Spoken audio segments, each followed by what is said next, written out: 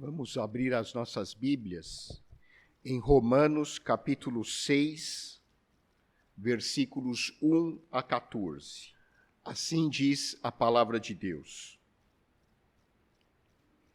Que diremos, pois? Permaneceremos no pecado para que seja a graça mais abundante? De modo nenhum. Como viveremos ainda no pecado, nós os que para ele morremos?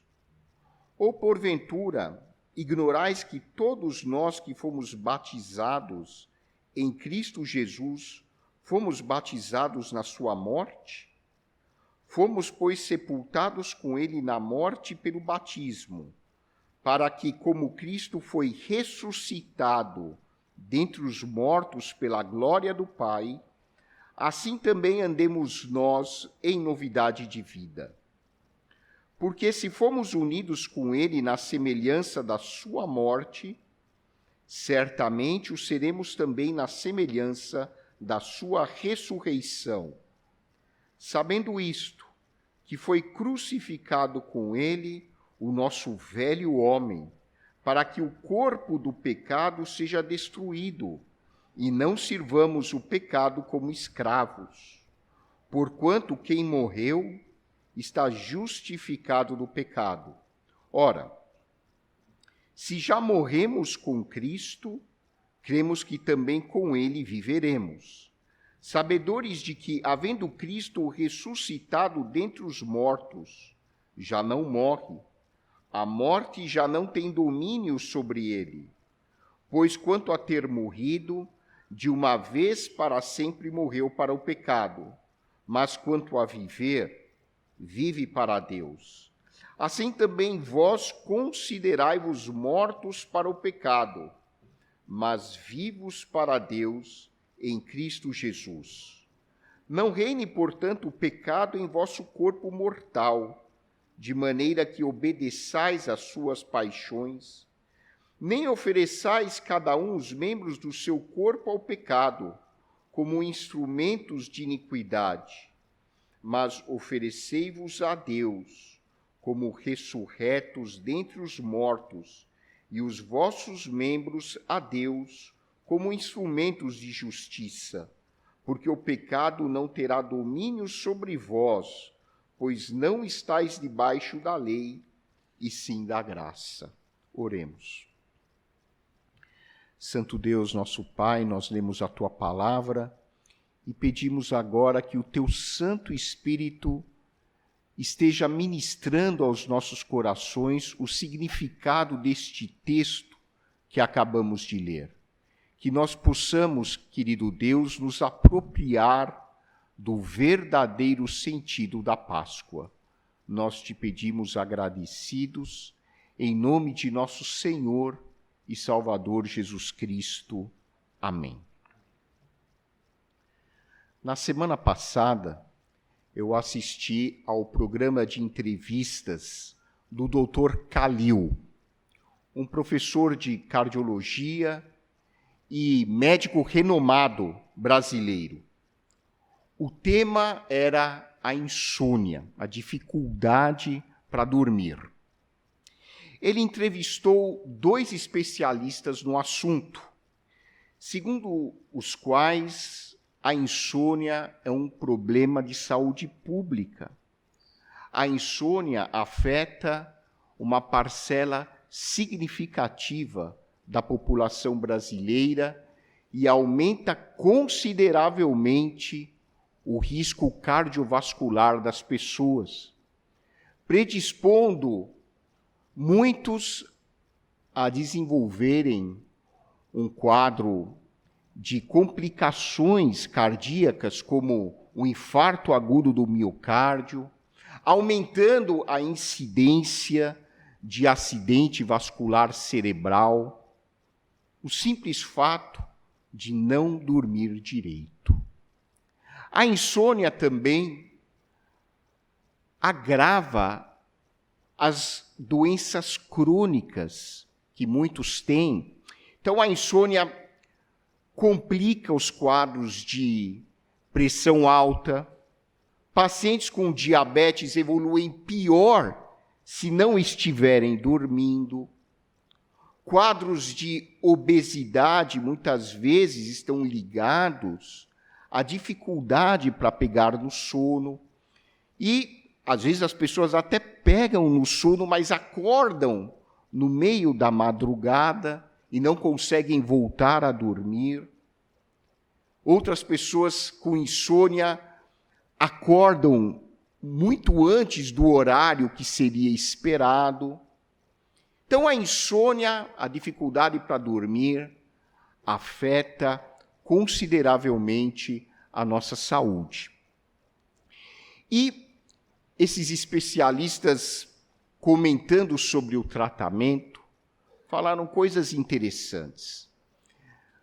Existem remédios para a insônia, mas os remédios não são a parte mais importante do tratamento. O mais importante é a mudança dos hábitos de vida. O mais importante é a higiene do sono, que consiste em adotar hábitos que ajudem as pessoas a sincronizarem o ritmo do seu corpo com o ritmo da natureza. Por que isso?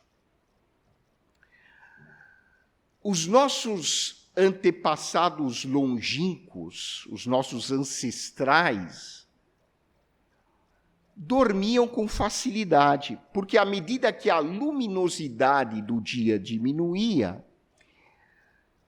o cérebro já era programado para sentir sono. Então, eles dormiam quando chegava a noite, e quando a luz do dia aparecia, eles acordavam naturalmente. Eles não precisavam tomar remédios soníferos. E hoje, com o advento dos celulares, com o advento dos computadores, da informática, nós nos tornamos seres tecnológicos. Só que a nossa natureza biológica não sabe disso.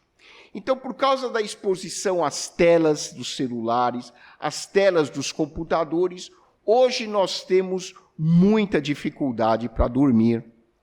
E isso se reflete, inclusive, nas nossas crianças, que por causa dos celulares, por causa dos computadores, estão desenvolvendo cada vez mais quadros de ansiedade, depressão, hiperatividade e dificuldade de concentrar a sua atenção.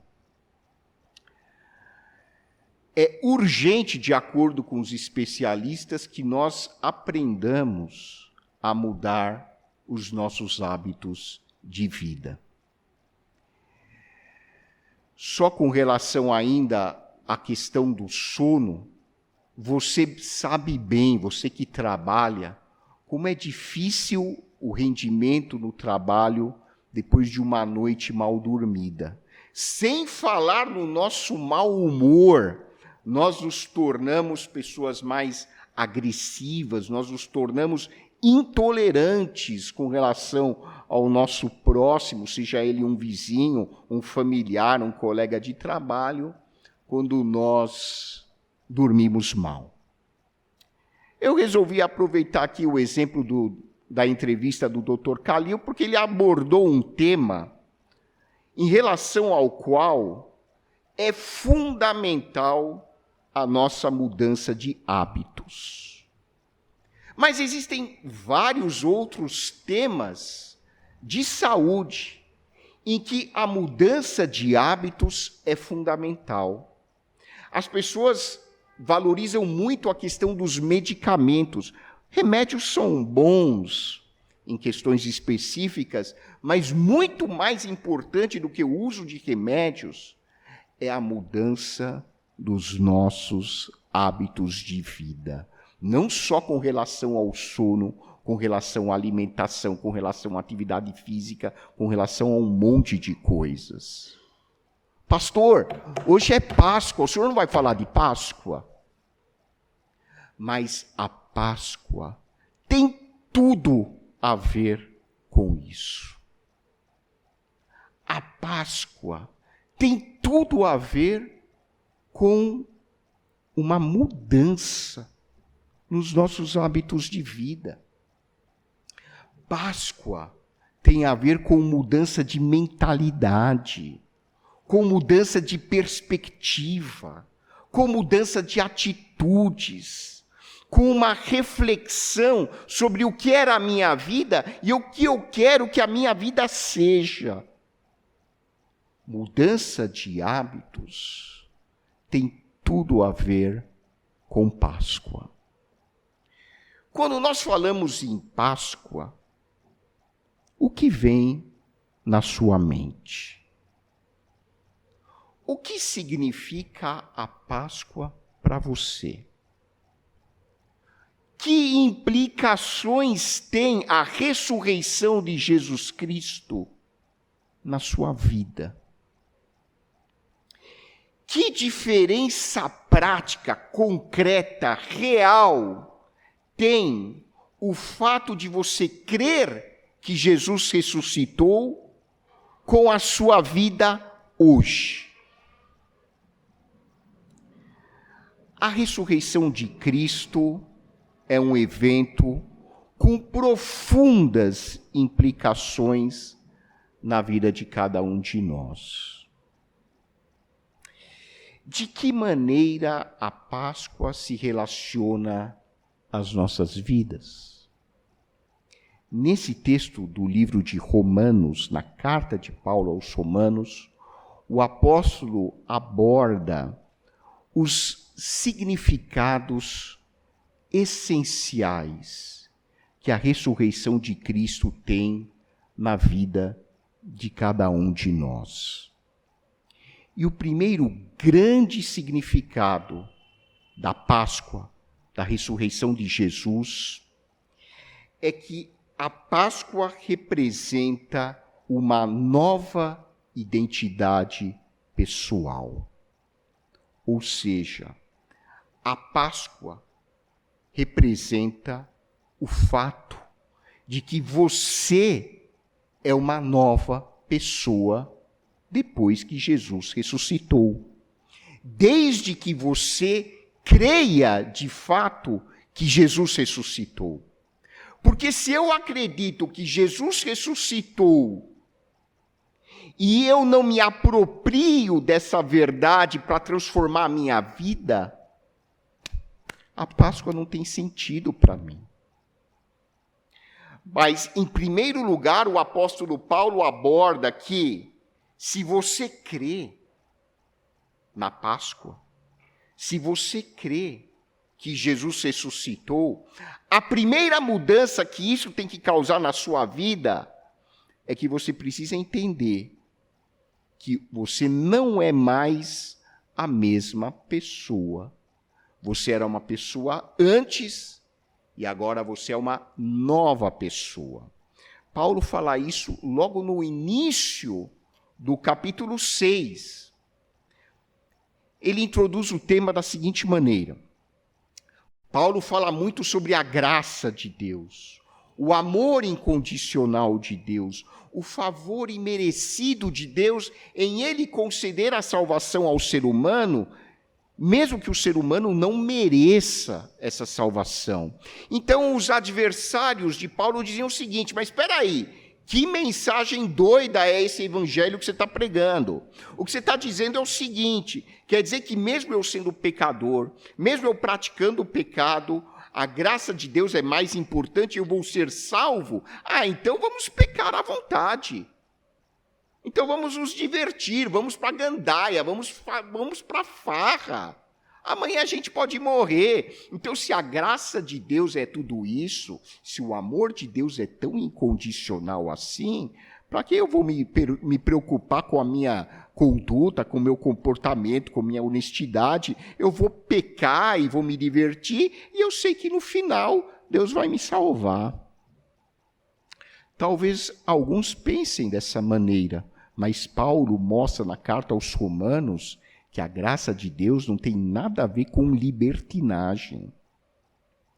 A graça de Deus é para o nosso bem, e o pecado só nos destrói. O pecado faz mal para o ser humano. Se eu pratico o pecado, eu não estou me divertindo, eu estou me destruindo. E é exatamente isso que o apóstolo Paulo diz. E depois ele diz o seguinte: nós fomos sepultados na morte pelo batismo, para que, como Cristo foi ressuscitado dentre os mortos pela glória do Pai, assim também andemos nós em novidade de vida. Porque se fomos unidos com ele na semelhança da sua morte, certamente o seremos também na semelhança da sua ressurreição. O que ele quer dizer? Quando nós, espiritualmente falando, somos batizados em Cristo, o nosso velho eu foi crucificado com Cristo. O nosso velho eu, o velho Roy, o velho Alberto, a velha Carla, o velho Edi, foi crucificado com Cristo. E quando eu creio na ressurreição de Jesus, por meio do significado espiritual do batismo, ressuscita um novo eu dentro de mim.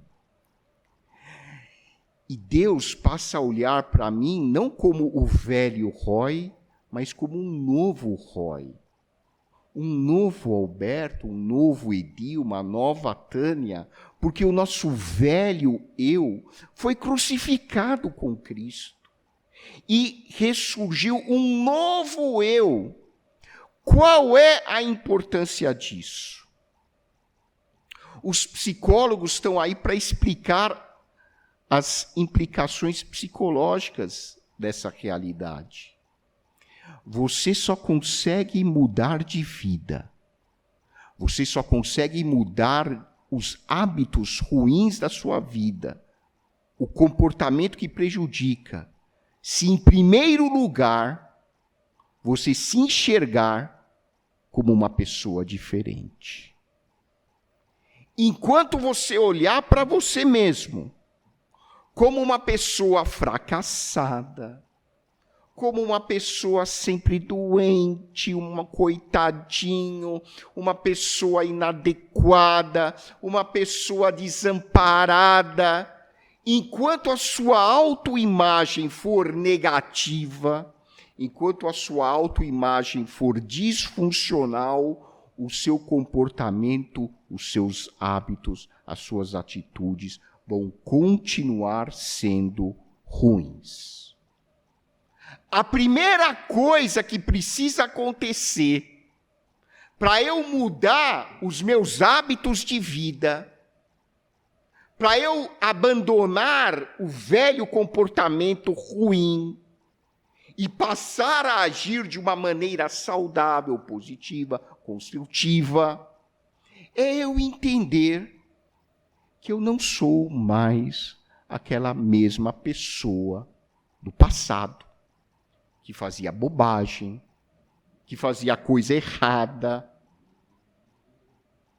que praticava vícios, que mentia, que era agressiva, que trapaceava.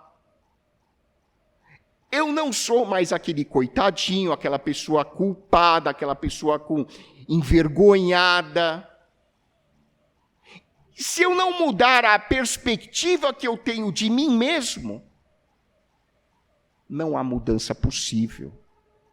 E esse talvez é o principal motivo pelo qual as pessoas têm tanta dificuldade em mudar os seus padrões de comportamento. Fala para uma pessoa que é alcoolista que ele tem que parar de beber. Ele vai olhar para você e vai falar, mas eu sei que eu tenho que parar de beber, isso não é novidade. Só me explica como. Fala para uma pessoa viciada em pornografia que ele tem que parar de ficar olhando revista pornográfica, ficar olhando coisa na internet que não presta. Ele vai falar, tá bom, eu sei disso. Só que eu não consigo parar. Por que não consegue parar? Porque não acredita que tem o poder para isso. E não acredita que tem o poder para isso, porque continua se enxergando sob o velho prisma do antigo eu. Continua olhando a si mesmo no espelho e enxergando aquela velha pessoa. Para que haja mudança efetiva de hábitos, de padrões de comportamento, de atitudes, a primeira coisa, eu preciso compreender que eu não sou mais a mesma pessoa. E é exatamente isso que o apóstolo Paulo explica a respeito da morte e da ressurreição de Jesus.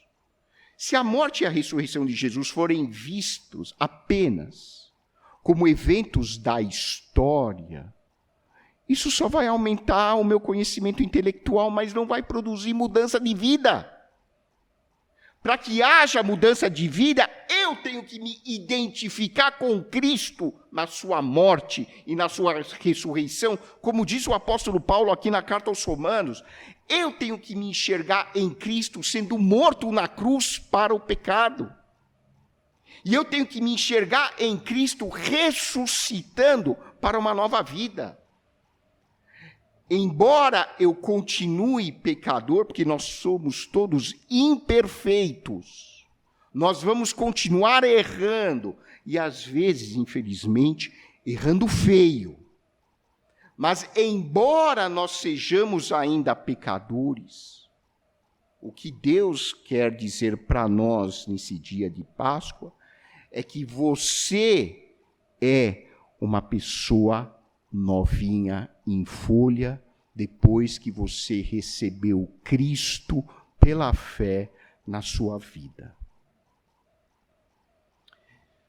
Depois que você reconheceu que você é pecador, depois que você se identificou com Cristo e o recebeu na sua vida como seu Senhor e seu Salvador, você não é mais a mesma pessoa. E você tem um novo eu, dado de presente para você pelo Espírito Santo, que passou a morar dentro do seu coração. E se você se enxerga ainda como aquela velha pessoa cheia de defeitos, de hábitos ruins, lembre-se do que o Espírito Santo está dizendo para você. Você não é mais o mesmo porque Jesus ressuscitou. E se Jesus ressuscitou, você é uma nova pessoa em Cristo. E é por isso que Paulo, na segunda carta aos Coríntios, diz: nós estamos em Cristo Jesus, eis que somos novas criaturas, as coisas velhas ficaram para trás. Paulo escreve aos Gálatas: estou crucificado com Cristo, logo já não sou eu, mas eu quem vive, mas Cristo vive em mim.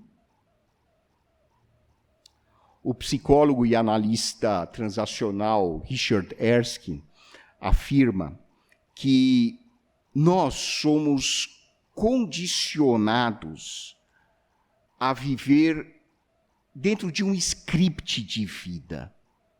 E esse script de vida é constituído de crenças falsas que nós construímos ao longo do tempo sobre nós mesmos.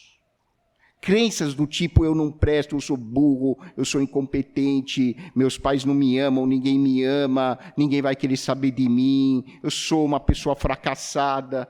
E esse script se manifesta através de pensamentos disfuncionais, de comportamentos prejudiciais, de sentimentos disfuncionais.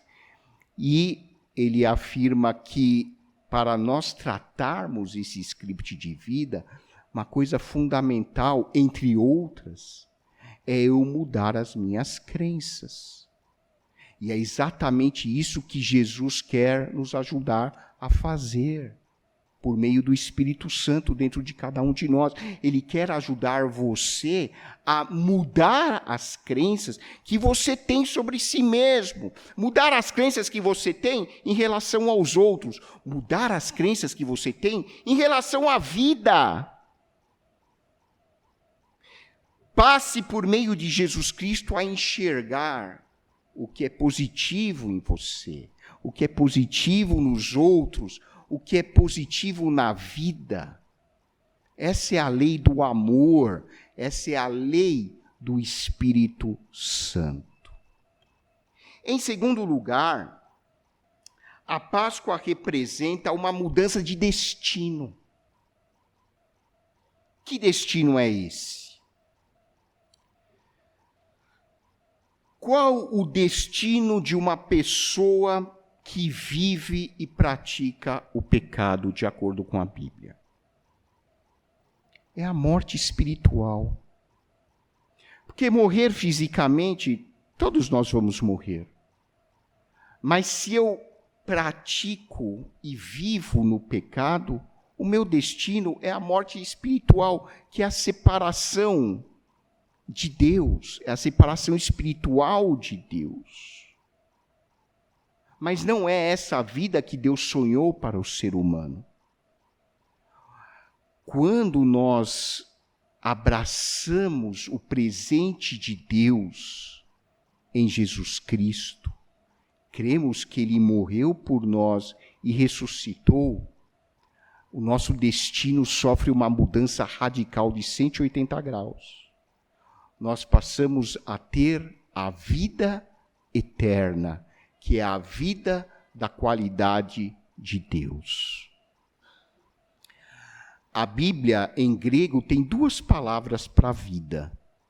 Uma é bios, da onde vem o termo biologia, que é a vida biológica, a vida no seu sentido natural, a vida animal. E outro termo que a Bíblia usa em grego para a vida é a vida zoe, que é a vida de verdade, aquela vida que vale a pena ser vivida. Essa é a vida que Jesus tem para oferecer para cada um de nós. É a vida eterna. E é importante nós sabermos que a Páscoa representa um novo destino para nós. Porque nós ficamos perdidos se nós não sabemos para onde nós vamos. E a Bíblia diz para onde nós vamos. O nosso destino final qual é, gente? É a presença definitiva de Deus em nossas vidas. É a companhia de Jesus. São as bem-aventuranças eternas. É para lá que nós vamos. Enquanto nós estamos aqui, nós estamos aprendendo, apanhando da vida e aprendendo. Apanhando da vida e aprendendo. Não está fácil para ninguém aqui. Eu sei que não está fácil para ninguém aqui. Mas a vida é assim. Nós sofremos aqui. O sofrimento faz parte da pedagogia de Deus. Nós sofremos fisicamente, sofremos emocionalmente, sofremos nas nossas relações interpessoais, mas faz parte do processo de crescimento, de aprendizado. Tudo isso é para nos preparar para entrar na presença definitiva de Deus na eternidade. É para lá que nós vamos. E por isso que Paulo afirma aqui nessa carta, se já morremos com Cristo, cremos que também com Ele viveremos. Esse é o nosso destino final. Mas a Páscoa tem um terceiro significado. É a nossa mudança de trajetória de vida. A nossa mudança de trajetória de vida implica, volto a enfatizar, mudança de hábitos, mudança de atitudes, mudança de padrão de comportamento. E o apóstolo Paulo conclui essa passagem sobre a morte e a ressurreição de Cristo, dizendo enfaticamente no versículo 11, assim também vós considerai-vos mortos. mortos para o pecado, mas vivos para Deus em Cristo Jesus. Portanto, não ofereçais cada um de vós os vossos membros para o pecado, mas oferecei-vos como instrumentos de justiça para Deus. Essa é mudança de trajetória de vida.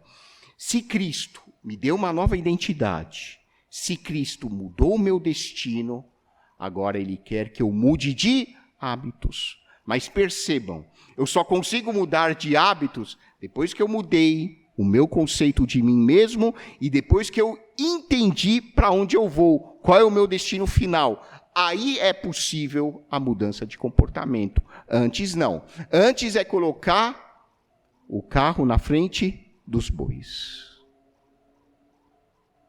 Primeiro eu entendi que eu sou uma nova pessoa. Depois eu entendi que eu vou para outro lugar.